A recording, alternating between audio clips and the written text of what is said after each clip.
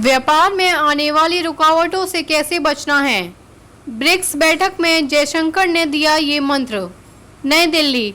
America के tariff विवाद को लेकर बढ़ती वैश्विक चिंताओं के बीच विदेश मंत्री सुब्रमण्यम जयशंकर ने सोमवार को ब्रिक्स के वर्चुअल शिखर सम्मेलन में कहा कि दुनिया के लिए यह अनिवार्य है कि आर्थिक लेन देन निष्पक्ष, पारदर्शी और सभी के लिए लाभकारी हो। उन्होंने कहा कि दुनिया को स्थायी व्यापार को बढ़ावा देने के लिए रचनात्मक और सहयोगात्मक दृष्टिकोण की आवश्यकता है।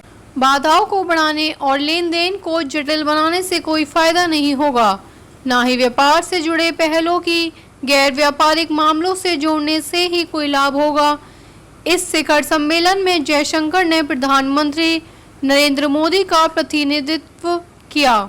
इसमें चीनी राष्ट्रपति शी चिनफिंग, रूसी राष्ट्रपति व्लादिमीर पुतिन और ब्रिक्स देशों के समूह के कई अन्य नेताओं ने भी भाग लिया। यह शिखर सम्मेलन ब्राजील के राष्ट्रपति लुइज इनासियो लूला दा सिल्वा द्वारा व्यापार और टैरिफ को लेकर वाशिंगटन की नीतियों के कारण उत्पन्न व्यापार संबंधी व्यवधानों पर चर्चा के लिए बुलाया गया था।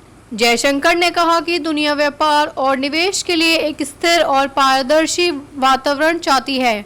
उन्होंने कहा कि भारत का दृढ़ विश्वास है कि अंतर्राष्ट्रीय व्यापार प्रणाली के खुले, निष्पक्ष, पारदर्शी और गैर भेदभावपूर्ण दृष्टिकोण जैसे मूलभूत सिद्धांतों की रक्षा की जानी चाहिए। जयशंकर ने कहा, दुनिया एक साथ व्यापार और निवेश के लिए स्थिर और भरोसेमंद माहौल चाहती है। साथ ही ये जरूरी है कि आर्थिक व्यवहार निष्पक्ष, पारदर्शी और सभी के हित में हो।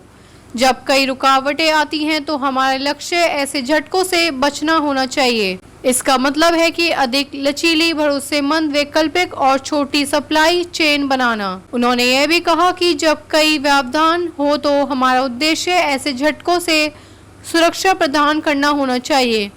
उन्होंने बड़ी चिंताओं, खासकर जलवायु परिवर्तन को नजरअंदाज न करने की जरूरत पर भी जोर दिया। उन्होंने कहा, दुख की बात है कि जलवायु कार्रवाई और जलवायु न्याय दोनों ही वर्तमान में वैश्विक प्राथमिकताओं में पिछड़ रहे हैं। हमें नई सोच और पहल की भी जरूरत है।